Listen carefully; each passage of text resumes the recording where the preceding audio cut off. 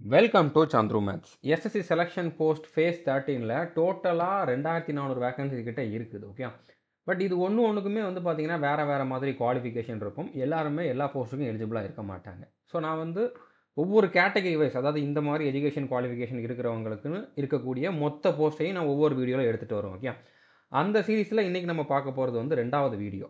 So இந்த வீடியோவில் நம்ம பார்க்க போகிற எல்லா போஸ்ட்டுக்குமே எக்ஸ்பீரியன்ஸ் தேவையில்லை. ஓகே, இதில் மொத்தமாக வந்து பார்த்தீங்கன்னா 137 வேக்கன்சிஸ் இருக்குது. 5 விதமான போஸ்ட் இருக்குது. இதில் 4 போஸ்ட்டுக்கு வந்து பார்த்தீங்கன்னா ஏதாச்சும் ஒரு டிகிரி முடித்தவங்க எலிஜிபிள். ஓகே, நீங்கள் எந்த டிகிரி வேணாலும் முடிச்சிருக்கலாம். ஒரு போஸ்ட்டுக்கு வந்து பார்த்தீங்கன்னா 12th மட்டும் முடிச்சிருந்தா போதுமானது, அவங்க வந்து அப்ளை பண்ணலாம். ஓகே, வேறு எந்த வித எக்ஸ்பீரியன்ஸும் தேவையில்லை. ஓகே, ஸோ இந்த 137 வேக்கன்சிக்கும் என்னென்ன போஸ்ட் கோடு, அதுக்கான ஜாப் ப்ரொஃபைல் என்ன, எங்கே போஸ்டிங் போடுவாங்க, எல்லா டீட்டெயிலுமே பார்க்க போகிறோம். சேலரி எவ்வளோ, ஏஜ் லிமிட் என்ன, எல்லா டீட்டெயிலுமே பார்க்க போகிறோம். வீடியோவை ஸ்கிப் பண்ணாமல் ஃபுல்லாக பாருங்கள். இதில் அந்த 4 போஸ்ட் வந்து பார்த்தீங்கன்னா யூடிசி போஸ்ட், அதாவது அப்பர் டிவிஷன் கிளர்க் அப்படிங்கிற மாதிரி சொல்லுவாங்க. அது ஒரு கிளர்க் போஸ்ட்டு. இதுக்கு நீங்கள் டிகிரி கம்ப்ளீட் பண்ணியிருக்கணும். ஏதாச்சும் ஒரு டிகிரி கம்ப்ளீட் பண்ணியிருந்தால் போதுமானது. இன்னொரு போஸ்ட் வந்து அசிஸ்டன்ட் போஸ்ட்டு. இதுக்கு வந்து நீங்கள் 12th கம்ப்ளீட் பண்ணியிருந்தால் போதுமானது. ஓகே, ஸோ நம்ம வந்து ஸ்டார்ட் பண்ணலாம். இதுக்கான அப்ளிகேஷன் ஆல்ரெடி ஓப்பன் ஆயிடுச்சு. நீங்கள் ஜூன் 23 வரைக்கும் அப்ளை பண்ணிக்கலாம். எக்ஸாம் வந்து ஜூலை 24 ஸ்டார்ட் ஆகும். ஓகே, ஸோ இந்த ரெக்ரூட்மெண்ட் பற்றி நம்ம இது வரைக்கும் 8 வீடியோ கொடுத்துருக்கோம். இந்த 8 வீடியோவுமே எஸ்எஸ்சி செலெக்ஷன் போஸ்ட் 13 அப்படிங்கக்கூடிய இந்த பிளேலிஸ்ட்டில் அவைலபிளாக இருக்குது. என்னென்ன வீடியோ அப்படின்னு பார்த்தீங்கன்னா, ஃபஸ்ட்டு இந்த எக்ஸாம் என்ன, அதாவது செலெக்ஷன் போஸ்ட்னால் என்ன, அதில் எப்படி ரெக்ரூட் பண்ணுவாங்க, அதில் உங்களுக்கு என்னெல்லாம் தெரிஞ்சுக்கணும் அப்படிங்கக்கூடிய எல்லா டீட்டெயிலுமே இந்த வீடியோவில் இருக்கும். அடுத்து இந்த எக்ஸாமுக்கு நீங்கள் படிக்க போகிறீங்க, அப்ளை பண்ணுறீங்க அப்படின்னா இதுக்கு படிக்கிறதுக்கு கண்டிப்பாக ஒரு கரெக்டான பிளான் தேவை. அதுவும் 50 நாள் தான் டைம் இருக்குது. 50 நாளில் நீங்கள் சிலபஸை அண்டர்ஸ்டாண்ட் பண்ணி நீங்களாகவே படிக்கணும்னு நினச்சிங்க அப்படின்னா அது பாசிபிள் கிடையாது. ஓகே, ஸோ 50 டேக்கான ஸ்ட்ராட்டஜியும் நான் வந்து ப்ரொவைட் பண்ணியிருக்கேன். பெஸ்ட் ஸ்ட்ராட்டஜி வந்து நான் வந்து கொடுத்துருக்கேன். 200 மார்க்குக்கு எக்ஸாம் இருக்கும். 130க்கு மேலே எடுக்கிறதுக்கு நீங்கள் என்ன பண்ணணும் அப்படிங்கிறத இந்த வீடியோவில் டிஸ்கஸ் பண்ணியிருப்பேன். அடுத்து இதுக்கு ஆன்லைனில் எப்படி அப்ளை பண்ணணும் அப்படிங்கிறத இந்த வீடியோ டிஸ்கஸ் பண்ணியிருப்பேன். அடுத்ததாக நீங்கள் வந்து ஃபஸ்ட் டைம் ஆன்லைனில் அப்ளை பண்ண போகிறீங்க, ஃபஸ்ட் டைம் எஸ்எஸ்சி எக்ஸாம் எழுத போகிறீங்க அப்படின்னா 1 டைம் ரிஜிஸ்ட்ரேஷன் பண்ணணும். அது எப்படி பண்ணணும் அப்படிங்கிறத இந்த வீடியோவில் கொடுத்துருப்பேன். ஓகே, அடுத்ததாக நீங்கள் வந்து ஆல்ரெடி 1 டைம் ரிஜிஸ்ட்ரேஷன் பண்ணியிருக்கீங்க அப்படின்னாலும் ஆதார் வெரிஃபிகேஷன் பண்ணலை அப்படின்னா அதை எப்படி பண்ணலாம் அப்படிங்கிறத இந்த வீடியோவில் சொல்லியிருப்பேன். அடுத்ததாக ஃபோட்டோ எப்படி அப்லோட் பண்ணுறது எதுவும் ப்ராப்ளம் இருந்துச்சுன்னா நீங்கள் அதுக்கான சொல்யூஷன் என்ன அப்படிங்கிறத இந்த வீடியோவில் தெரிஞ்சுக்கலாம். சிக்னேச்சர் நிறைய பேருக்கு அப்லோட் ஆகாமல் இருக்கும், அதுக்கான சொல்யூஷன் இந்த வீடியோவில் கொடுத்துருக்கேன். ஓகே, அடுத்ததாக இதே மாதிரி இப்போ நான் சொல்கிற மாதிரி இன்னொரு வீடியோ நான் முன்னாலே கொடுத்துட்டேன். அதாவது வெறுமனே 10th மட்டும் முடித்தவங்க, ஃப்ரெஷர்ஸ், எந்த எக்ஸ்பீரியன்ஸும் இல்லாதவங்க வந்து அப்ளை பண்ணுற மாதிரி ஒரு 208 வேக்கன்சிஸ் இருக்குது. அதை இந்த வீடியோவில் நான் வந்து டிஸ்கஸ் பண்ணியிருப்பேன். இன்னும் நான் கொடுக்கக்கூடிய எல்லா வீடியோவுமே இந்த பிளேலிஸ்ட்டில் வந்து அப்டேட் ஆகிட்டே தான் இருக்கும். இன்றைக்கி நம்ம பார்க்க போகிற இந்த 5 விதமான போஸ்ட்டுக்குமே வந்து டைப்பிங் டெஸ்ட் இருக்கும். அதுக்காக உங்ககிட்ட வந்து டைப்பிங் சர்டிஃபிகேட் இருக்கணும், டைப்பிங் கிளாஸ் போயிருக்கணும் அப்படிங்கிற மாதிரி அவசியம் கிடையாது. ஸோ அதில் எல்லா போஸ்ட்டுக்குமே வந்து பார்த்திங்கன்னா அந்த டிகிரி லெவலில் இருக்கக்கூடிய எல்லா போஸ்ட்டுக்குமே வந்து பார்த்தீங்கன்னா 35 வேர்ட்ஸ் பர் மினிட் அப்படிங்கக்கூடிய ஸ்பீடில் இங்கிலீஷில் டைப் பண்ண தெரிஞ்சால் போதுமானது. அந்த 12th லெவலில் இருக்கக்கூடிய போஸ்ட்டுக்கு வந்து பார்த்தீங்கன்னா 30 வேர்ட்ஸ் பர் மினிட் அப்படிங்கக்கூடிய ஸ்பீடில் இங்கிலீஷில் டைப் பண்ண தெரிஞ்சால் போதுமானது. இந்த ஸ்பீடு வந்து நார்மலாக எல்லாருமே வந்து ஒரு மாதம் டெய்லி ஒரு மணி நேரம் 2 மணி நேரம் ப்ராக்டிஸ் பண்ணாலே கொண்டு வர முடியும். இதுக்காக நீங்கள் டைப்பிங் கிளாஸ் போகணும், சர்டிஃபிகேட் வச்சுருக்கணும் அப்படிங்கிற மாதிரி அவசியம் இல்லை, அது தேவையும் இல்லை இந்த போஸ்ட்டுக்கு. ஓகே, ஸோ இதுக்கு நீங்கள் வீட்டில் இருந்தே இந்த ஸ்பீடை கொண்டு வர முடியும். ஒரு மாதம் 1.5 மாதம் பண்ணிங்கன்னா வீட்டில் இருந்தே நீங்கள் டைப்பிங் கற்றுக்கிட்டு உங்களால் இந்த ஸ்பீடை கொண்டு வர முடியும். வீட்டிலேருந்து எப்படி டைப்பிங் கற்றுக்கலாம் அப்படிங்கிறதுக்கு நான் ஒரு வீடியோ முன்னாலே கொடுத்துருக்கேன். ஸோ 5 நிமிஷம் வீடியோ, 6 நிமிஷம் வீடியோ தான். இந்த வீடியோ நீங்கள் பாருங்கள். மொபைல் மட்டும் இருந்தால் போதும். நான் சொல்கிற ஒரு கீபோர்டை நீங்கள் ஆர்டர் பண்ணிவிட்டு நான் சொல்கிற வெப்சைட்டில் சொல்கிற மாதிரி ப்ராக்டிஸ் பண்ணிங்கன்னா கண்டிப்பாக உங்களால் பண்ண முடியும். இந்த வீடியோக்கான லிங்க்கும் நான் டிஸ்கிரிப்ஷனில் கொடுத்துருக்கேன். ஃபஸ்ட்டு எக்ஸாம் தான். நீங்கள் 50 நாள் வந்து எக்ஸாமுக்கு படிங்க. ஓகே, எக்ஸாம் முடிச்சதுக்கப்புறம் தான் டைப்பிங் டெஸ்ட்டு தனியாக தான் இருக்கும். அதுக்கு கண்டிப்பாக 3 மாதம் 4 மாதம் கேப் கொடுப்பாங்க. அந்த டைமில் நீங்கள் டைப்பிங் வீட்டில் இருந்தே கற்றுக்குவாங்க. ஓகே, நார்மலாக எஸ்எஸ்சி எக்ஸாமில் டைப்பிங் டெஸ்ட்டு எப்படி இருக்கும், எரர் எப்படி கால்குலேட் பண்ணுவாங்க அப்படிங்கிறத வந்து இந்த வீடியோவில் சொல்லியிருப்பேன். இது சிஜிஎல் சிஎஸ்எஸ்எல் எக்ஸாமுக்காக போட்டது தான். பட் இதுவுமே ஒரு எஸ்எஸ்சி எக்ஸாம் தான் அப்படிங்கிறப்போ இதே மாதிரி க்ரைட்டீரியா தான் இந்த எக்ஸாமில் இருக்க போகுது. அதனால் நீங்கள் இந்த வீடியோவும் பார்த்துருங்க. இந்த 2 வீடியோவும் எஸ்எஸ்சி டைப்பிங் டெஸ்ட் அப்படிங்கக்கூடிய பிளேலிஸ்ட்டில் இருக்குது. லிங்க் நான் டிஸ்கிரிப்ஷனில் கொடுத்துருக்கேன். ஓகே, இப்போ ஒவ்வொரு போஸ்ட்டுக்குமே வந்து அந்த போஸ்ட் கோடு வந்து NW NR அப்படிங்கிற மாதிரி தான் ஸ்டார்ட் ஆகும். ஸோ அதை வச்சு நீங்கள் அது எந்த ரீஜியனில் இருக்கக்கூடிய போஸ்ட் அப்படிங்கிறத தெரிஞ்சுக்க முடியும். அப்ளை பண்ணுறப்போ ஃபஸ்ட்டு நீங்கள் ரீஜியன் சூஸ் பண்ணுற மாதிரி இருக்கும். அதனால் போஸ்ட் கோடை வச்சு ரீஜியன் என்ன அப்படிங்கிறத தெரிஞ்சுக்கிறதுக்கு இந்த பேஜை வந்து நீங்கள் ஸ்க்ரீன்ஷாட் மட்டும் எடுத்து வச்சுக்கோங்க. இப்போ வந்து பார்த்தீங்கன்னா NW அப்படின்னா நார்த் வெஸ்ட் ரீஜியன், NRனா நார்தர்ன் ரீஜியன், CRனா சென்ட்ரல் ரீஜியன், ERனா ஈஸ்டர்ன் ரீஜியன், கேகேஆர்னா கேரளா கர்நாடகா ரீஜியன், கேகேன்னு தான் இருக்கும். ஓகே. எம்பிஆர்னா மத்திய பிரதேஷ் ரீஜியன், என்இஆர்னா நார்த் ஈஸ்ட், என்டபிள்யூஆர்னா நார்த் வெஸ்ட், எஸ்ஆர்னா சதர்ன் ரீஜியன், டபிள்யூஆர்னா வெஸ்டர்ன் ரீஜியன். ஸோ அந்த போஸ்ட்டுக்கான வேக்கன்சி எந்த ரீஜியனில் வேணாலும் இருக்கலாம். ஆனால் அதுக்கான போஸ்டிங் அந்த ரீஜியனில் தான் போடணும் அப்படிங்கிற மாதிரி அவசியம் இல்லை, எங்கே வேணாலும் போடுவாங்க. ஓகே. ஸோ புரிஞ்சுருக்குன்னு நினைக்கிறேன். ஸோ அதனால் நீங்கள் வந்து அந்த ரீஜியனை பார்க்காதீங்க, அந்த போஸ்ட்டுக்கு எலிஜிபிளாக இல்லையா அப்படிங்கிறத மட்டும் பார்த்துட்டு அப்ளை பண்ணுங்கள். இப்போ இதுதான் வந்து அந்த போஸ்ட் கோடு, அதுக்கான வேக்கன்சி. ஓகே. ஒவ்வொரு போஸ்ட் கோடுக்கும் எவ்வளோ வேக்கன்சி இருக்குது அப்படிங்கிறத கொடுத்துருக்கேன். இதை நீங்கள் ஸ்க்ரீன்ஷாட் எடுத்து வச்சுக்கோங்க. நீங்கள் எல்லா போஸ்ட்டுக்கும் எலிஜிபிளாக தான் இருப்பீங்க மேக்ஸிமம். ஸ்க்ரீன்ஷாட் எடுத்து வச்சுக்கோங்க. இந்த ஒவ்வொரு போஸ்ட்டுக்கும் ஒவ்வொரு போஸ்ட்டை கொடுத்து நீங்கள் தனித்தனியாக தான் அப்ளை பண்ணணும், தனித்தனியாக எக்ஸாம் ஃபீஸ் பே பண்ணணும். ஆனால் ஒரே ஒரு எக்ஸாம் தான். ஓகே. இப்போ கிராஜுவேஷன் லெவலில் இந்த 4 போஸ்ட் வரும், இதுக்கு நீங்கள் ஒரு எக்ஸாம் எழுதுனா போதும். 12th லெவலில் இந்த ஒரு போஸ்ட், இதுக்கு நீங்கள் ஒரு எக்ஸாம் எழுதணும். ஓகே. அப்ளை பண்ணுறப்ப தான் நிறைய வாட்டி அப்ளை பண்ணுற மாதிரி இருக்கும். பட் ஒரு எக்ஸாம் எழுதுனா போதும். இதில் நீங்கள் இந்த 5 போஸ்ட்லேயுமே செலெக்ஷன் ஆகிறதுக்கு வாய்ப்பு இருக்குது. 5 இடத்துல உங்களுக்கு போஸ்டிங் வேறு வேறு இடத்துல கிடைக்கிறதுக்கும் வாய்ப்பு இருக்குது, வேறு வேறு டிபார்ட்மெண்ட்டில். அப்போது நீங்கள் உங்களுக்கு பெஸ்ட்டு எதுன்னு தோணுதோ, உங்களுக்கு எது சூட்டபுளாக இருக்குதோ அதை சூஸ் பண்ணிக்கலாம். ஓகே. ஸோ புரிஞ்சுருக்குன்னு நினைக்கிறேன். இப்போ ஃபஸ்ட்டு போஸ்ட்டு பற்றி பார்க்கலாம். ஃபஸ்ட்டு வந்து பார்த்தீங்கன்னா அப்பர் டிவிஷன் கிளர்க்கு. ஃபஸ்ட்டு 4 போஸ்ட்டுமே அப்பர் டிவிஷன் கிளர்க்கு தான். ஃபஸ்ட்டு 4 போஸ்ட்டுக்குமே வந்து பார்த்தீங்கன்னா நேச்சர் ஆஃப் டியூட்டி வந்து ஒரே மாதிரி தான் இருக்கும், குவாலிஃபிகேஷன் ஒரே மாதிரி தான் இருக்கும், ஏஜ் லிமிட் எல்லாமே ஒரே மாதிரி தான் இருக்கும். அதனால் நான் வந்து ஃபஸ்ட்டு போஸ்ட்டுக்கு தெளிவாக எக்ஸ்பிளைன் பண்ணிடுறேன். அடுத்தடுத்த போஸ்ட்டுக்கு சேம் பாயிண்ட் தான் அப்படிங்கிற மாதிரி மட்டும்தான் நான் சொல்ல போகிறேன். ஓகே. ஸோ இப்போ இதுக்கான போஸ்ட் கோடு ER17225. ஓகே. ரேங்க் வந்து அப்பர் டிவிஷன் கிளர்க்கு. ஸோ இதுக்கான இனிஷியல் போஸ்டிங் வந்து பார்த்தீங்கன்னா இந்த போஸ்ட் கோடுக்கான இனிஷியல் போஸ்டிங் வந்து வெஸ்ட் பெங்கால், ஜார்க்கண்ட், ஒடிசாவில் இருக்கும். பட் ஆல் இண்டியா சர்வீஸ் லைபிலிட்டின்னு கொடுத்துருக்காங்க. ஸோ அப்போ இது வந்து இந்த டிபார்ட்மெண்ட் இந்தியா ஃபுல்லாக இருக்குது, உங்களுக்கு எங்கே வேணாலும் போஸ்டிங் போடலாம். ஓகே. அடுத்ததாக இதுக்கான ஜாப் ப்ரொஃபைல் என்ன மாதிரி டியூட்டி இருக்கும் அப்படின்னா, இது ஒரு கிளர்க்கு போஸ்ட்டு தான். ஓகே. நீங்கள் ஜாயின் பண்ணுற டிபார்ட்மெண்ட்லேயே கிளர்க்கு வந்து நிறையா செக்ஷனில் இருப்பாங்க.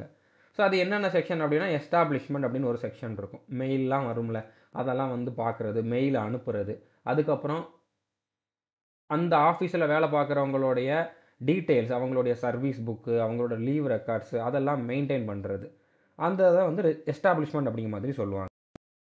எஸ்டாப்ளிஷ்மெண்ட் செக்ஷனில் இருந்தீங்கன்னா உங்களுக்கு இதுதான் வேலையாகவே இருக்கும். விஜிலன்ஸ் செக்ஷன், ஸ்டோர்ஸ் அப்படின்னா வந்து விஜிலன்ஸுங்கிறது தனியாக மேக்ஸிமம் இருக்காது, எஸ்டாப்ளிஷ்மெண்ட்டில் இருக்கவங்களே அதை வந்து பார்க்குற மாதிரி இருக்கும். ஓகே. விஜிலன்ஸ் ஆஃபீஸர்னு ஒருத்தர் இருப்பார், அவருக்கு நீங்கள் வந்து அசிஸ்ட் பண்ணுற மாதிரி இருக்கும். ஓகே.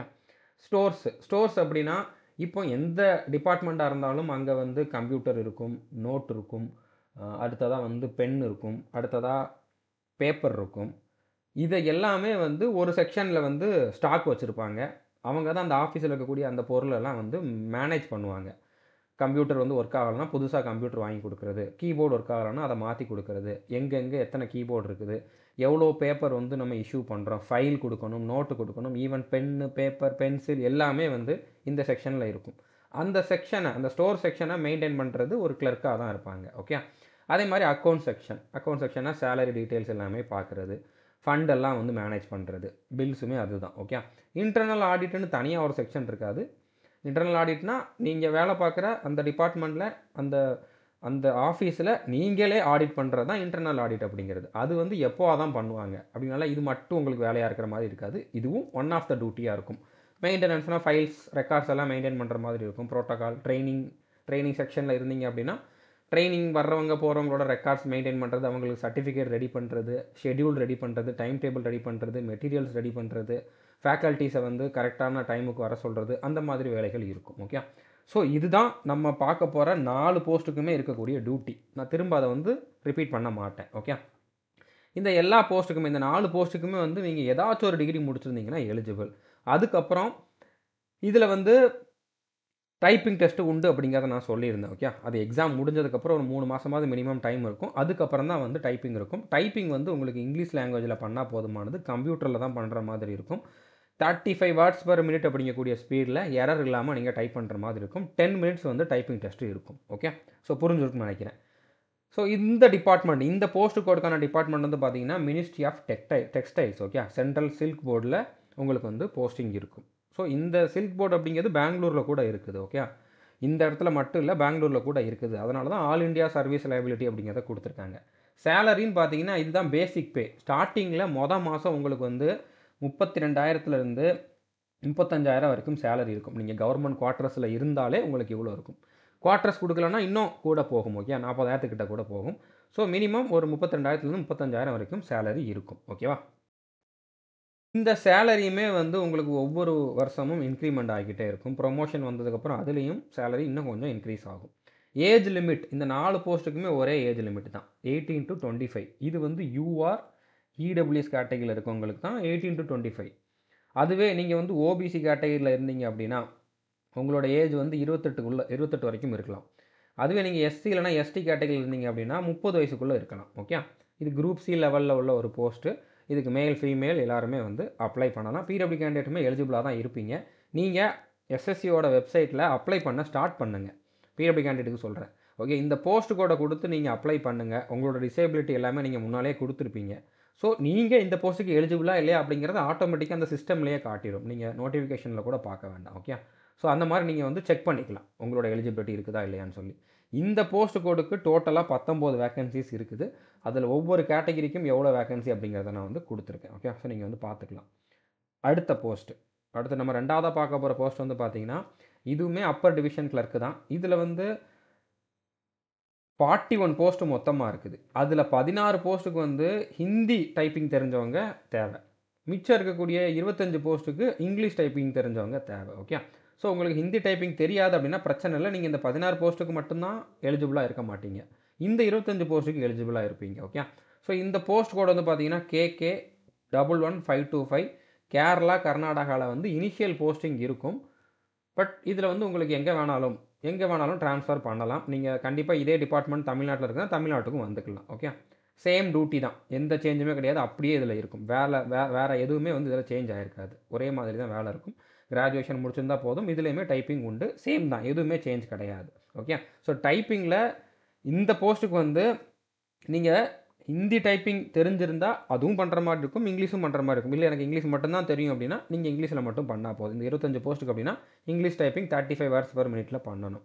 ஒருவேளை ஹிந்தி டைப்பிங் உங்களுக்கு தெரியும் அப்படின்னா, அதுக்கு வந்து 30 வேர்ட்ஸ் பெர் மினிட்ல பண்ணாலே போதுமானது. ஓகே. ஸோ புரிஞ்சிருக்கும்னு நினைக்கிறேன். ஹிந்தி தெரியலாட்டியும் இதுக்கு நீங்க அப்ளை பண்ணலாம். எலிஜிபிள் தான். ஏன்னா இங்கிலீஷ் தெரிஞ்சவங்களுக்கு இதில வேக்கன்சி இருக்குது. ஓகே. இங்கிலீஷ் டைப்பிங் தெரிஞ்சவங்களுக்கு. ஸோ இது வந்து மினிஸ்ட்ரி ஆஃப் டெக்ஸ்டைல்ஸ். இதுவும் டெக்ஸ்டைல்ஸ் தான். ஓகே. சென்ட்ரல் சில்க் போர்ட்ல தான் இதுக்கான போஸ்டிங் வந்து இருக்க போகுது. ஓகே. ஸோ நான் பெங்களூர்னு சொன்னேன்ல. ஸோ அத வந்து தனியாவே இவங்க ஒரு வேக்கன்சியா குடுத்துருக்காங்க. ஸோ 18லேருந்து 25 வயசுக்குள்ள சேம் ஏஜ் லிமிட் தான். ஓபிசி, எஸ்சி, எஸ்டிக்கு என்ன ஏஜ் லிமிட் அப்படிங்கிறத நான் ஆல்ரெடி சொல்லிட்டேன். மத்தபடி எல்லாமே சேம் தான். சேலரியுமே சேம் தான். ஓகே. இதில டோட்டலா 41 வேக்கன்ஸீஸ் இருக்குது. ஓகே. நீங்க இதில 4 போஸ்ட்டுக்கும் எலிஜிபிளா இருக்கீங்கன்னா, 5க்கும் எலிஜிபிளா இருக்கீங்கன்னா, கண்டிப்பா 5க்குமே அப்ளை பண்ணிருங்க. நீங்க எவ்வளோக்கு எவ்வளோ அதிகமா அப்ளை பண்றீங்களோ, அவ்வளோக்கு அவ்வளோ உங்களுக்கு ஏதாச்சும் ஒரு இதில போஸ்டிங் கிடைக்கிறதுக்கு வாய்ப்பு இருக்குது. ஓகே. அடுத்ததா 3வது போஸ்ட்டுமே அப்பர் டிவிஷன் கிளர்க் தான். ஸோ இதுக்கான post code NE12025. Post code ஏன் சொல்றேன்னா, நீங்க அப்ளை பண்றப்போ மெயினா போஸ்ட் கோட குடுத்து தான் வேற வேற அப்ளிகேஷன் தனித்தனியா பண்ணுவீங்க. மல்டிபிள் அப்ளிகேஷன் எப்படி பண்ணணும் அப்படிங்கிறதையுமே நான் ஹவ் டூ அப்ளை அப்படிங்கக்கூடிய வீடியோல போட்டிருக்கேன். நீங்க வந்து பார்த்துக்கோங்க. ஓகே. ஸோ இது வந்து நார்த் ஈஸ்ட்ல இருக்கக்கூடிய போஸ்ட்டு. அஸ்ஸாம், மணிப்பூர்ல தான் ஃபர்ஸ்ட் போஸ்டிங் வந்து உங்களுக்கு இருக்கும். ஓகே. சேம் ஜாப் நேச்சர் தான். ஓகே. ஜாப் ரெக்யர்மென்ட் வந்து சேம் தான். அதே மாரி மத்தபடி குவாலிஃபிகேஷனும் ஏதாச்சும் ஒரு டிகிரி முடிச்சிருக்கணும். டைப்பிங் வந்து பார்த்தீங்கன்னா, 35 வேர்ட்ஸ் பெர் மினிட்ல பண்ணா போதுமானது. ஓகே. ஸோ சேம் தான். வேற எதுவுமே இதில வந்து சேஞ்ச் கிடையாது. ஸோ இது வந்து இதுவும் மினிஸ்ட்ரி ஆஃப் டெக்ஸ்டைல்ஸ் தான். இதுவும் சென்ட்ரல் சில்க் போர்டு தான். ஓகே. இதுக்கும் சேம் சேலரி தான். சேம் ஏஜ் லிமிட் தான். மத்தது எல்லாமே சேம் தான். டோட்டலா இதுக்கு 14 வேக்கன்ஸீஸ் இருக்குது. ஓகே. ஸோ அடுத்ததா 4வதா பார்க்க போற போஸ்ட்டுக்கு வந்து தமிழ்நாட்டில போஸ்டிங் இருக்குது. ஓகே. SR 13225 சதர்ன் ரீஜியன்ல இருக்கக்கூடிய போஸ்ட் தான். போஸ்ட் கோட் வந்து நோட் பண்ணிக்கோங்க. இதுக்கு பர்ட்டிகுலரா நீங்க வந்து அப்ளை பண்ணிருங்க. ஓகே. ஸோ இதுவும் அப்பர் டிவிஷன் கிளர்க் தான். தமிழ்நாடு, தெலுங்கானா, ஆந்திர பிரதேசல வந்து இதுக்கான போஸ்டிங் இருக்கும். ஓகே. ஸோ இதுக்கான ஜாப் நேச்சர் சேம் தான். எந்த சேஞ்சுமே கிடையாது. ஓகே. குவாலிஃபிகேஷன் வந்து சேம் தான். ஏதாச்சும் ஒரு டிகிரி முடிச்சிருக்கணும். டைப்பிங் டெஸ்ட்டும் சேம் தான். எந்த சேஞ்சுமே கிடையாது. ஓகே. ஸோ இப்போ இதில வந்து சென்ட்ரல் சில்க் போர்டு தான் குடுத்துருக்காங்க. சேம் டிபார்ட்மெண்ட் தான். பெங்களூர்ல தான் இதோட ஆஃபீஸ் இருக்குது. தமிழ்நாட்டிலயுமே இதுக்கு போஸ்டிங் போடுவாங்க. ஓகே. ஸோ தமிழ்நாட்டிலயுமே இதோட பிரான்ச் இருக்கும்னு நினைக்கிறேன். ஓகே. அதனால தான் குடுத்துருக்காங்க. ஸோ அப்போ இதுக்குமே சேம் சேலரி தான். ஸ்கில் டெஸ்ட்டுக்கு எஸ் குடுத்துருக்காங்கன்னா, அது டைப்பிங் டெஸ்ட் தான். ஓகே. எல்லா போஸ்டிங்குமே டைப்பிங் டெஸ்ட் இருக்குது. அதுக்காக தான் இங்க எஸ் குடுத்துருக்காங்க. ஏஜ் லிமிட்டும் சேம் தான். ஓகே. ஸோ இதுக்கு வந்து 9 வேக்கன்ஸீஸ் இருக்குது. இது மட்டும் இல்ல. நீங்க எல்லாத்தையுமே அப்ளை பண்ணுங்க. கண்டிப்பா உங்களுக்கு வந்து ஏதாச்சும் ஒண்ணுல போஸ்டிங் கிடைக்கும். அடுத்து நம்ம பார்க்க போற இந்த போஸ்ட்டுக்கு வந்து 12th முடிச்சிருக்கிறவங்க எலிஜிபிள். 12த்தில் நீங்கள் வந்து எந்த குரூப் வேணாலும் படிச்சுக்கலாம். ஆர் ஈக்குவலண்ட்னு கொடுத்துருக்காங்கன்னா டிப்ளமோ முடித்தவங்களுமே அப்ளை பண்ணலாம். ஓகே. ஸோ இதுக்குமே வந்து 35 தான். நான் ஸ்டார்டிங்கில் 30ன்னு சொல்லியிருந்தேன். 35 தான். 35 வேர்ட்ஸ் பெர் மினிட்டில் தான் வந்து டைப் பண்ணணும். ஹிந்திக்கு தான் 30. ஸோ நான் இதை பார்த்துட்டு கன்ஃபியூஸ் ஆகிட்டேன். ஓகே. ஸோ 35 வேர்ட்ஸ் பெர் மினிட்டில் தான், சேம் ஸ்பீடில் தான் டைப் பண்ணுற மாதிரி இருக்கும். ஓகே. இந்த போஸ்ட் கோட் வந்து பார்த்தீங்கன்னா WR14425 assistant admin and HR அப்படிங்கிறது தான் போஸ்ட்டு நேம். ஓகே. இதுக்கான இனிஷியல் போஸ்டிங் வந்து மும்பையில் இருக்கும். சென்ட்ரல் ஆஃபீஸ் கேவிஐசி மும்பையில் இருக்க போகுது. இதுக்கான டியூட்டிஸ் வந்து கிளரிக்கல் ஒர்க் தான். ஓகே. சேம் தான். இப்போ நான் உங்களுக்கு அந்த யூடிசிக்கு என்ன சொன்னோன்னா அந்த மாதிரி ஒர்க் தான் இதில் இருக்கும். ஓகே. பெருசாக ஒன்றும் இதில் வித்தியாசம்லாம் இருக்காது. ஸோ இது வந்து என்ன மினிஸ்ட்ரியில் இருக்கும் அப்படின்னா, ministry of micro small and medium enterprises, அதாவது எம்எஸ்எம்இ அப்படிங்கிற மாதிரி ஷார்ட்டாக சொல்லுவாங்க. ஓகே. இந்த டிபார்ட்மெண்ட் சென்னையிலையுமே இருக்குது. ஓகே. உங்களுக்கு அப்போ இதில் சென்னையில் கூட போஸ்டிங் போடலாம். ஃபஸ்ட்டு மும்பையில் போட்டுட்டு அடுத்து சென்னையில் கூட உங்களுக்கு ட்ரான்ஸ்ஃபர் கிடைக்கலாம். ஓகே. ஸோ இது வந்து இதுக்கான சேலரி வந்து பார்த்தீங்கன்னா 19,900 தான் வந்து பேசிக் பே. அப்போ இன்ஹேண்ட் சேலரி வந்து பார்த்தீங்கன்னா ஒரு 25,000லேருந்து 27,000 கிட்ட இருக்கும். குவார்ட்டர்ஸ் கொடுத்துருந்தாங்கன்னா. குவார்ட்டர்ஸ் கொடுக்கலன்னா இன்னும் கொஞ்சம் அதிகமாக இருக்கும். ஓகே. ஸோ ஏஜ் லிமிட் இதுக்கு கொஞ்சம் அதிகம். 18லேருந்து 27 வயசு வரைக்கும் இருக்கலாம். இது யூஆர் இடபிள்யூஎஸ் கேட்டகரியில் இருக்கவங்களுக்கு. இதுவே நீங்கள் வந்து ஓபிசி கேட்டகரி அப்படின்னா 30 வயசு வரைக்கும் இருக்கலாம். எஸ்சி எஸ்டி அப்படின்னா 32 வயசு வரைக்கும் இருக்கலாம். ஓகே. ஸோ புரிஞ்சிருக்குன்னு நினைக்கிறேன். பிடபிள்யூ கேண்டிடேட்டுக்கு இதை விட அதிகமாக குவாலிஃபிகேஷன், அதிகமாக வந்து ஏஜ் ரிலாக்ஸேஷன் வந்து இருக்கும். ஓகே. ஸோ மேல் ஃபீமேல் 2 பேருமே இதுக்கு வந்து அப்ளை பண்ணலாம். 54 வேகன்சி இருக்குது. ஓகே. ஸோ புரிஞ்சிருக்குன்னு நினைக்கிறேன். உங்களுக்கு தேவையான இன்ஃபர்மேஷன் எல்லாமே நான் தெளிவாக கொடுத்துருப்பேன்னு நம்புகிறேன். இது வரைக்கும் நம்ம சேனலை நீங்கள் சப்ஸ்கிரைப் பண்ணணும் அப்படின்னா சப்ஸ்கிரைப் பண்ணிவிட்டு பெல் ஐக்கனை கிளிக் பண்ணி வச்சுக்கோங்க. அடிஷ்னல் டீட்டெயில்ஸ் தேவை அப்படின்னா டிஸ்கிரிப்ஷனில் இருக்கக்கூடிய அந்த பிளேலிஸ்ட்டை வந்து பாருங்கள். All the best. தேங்க்யூ.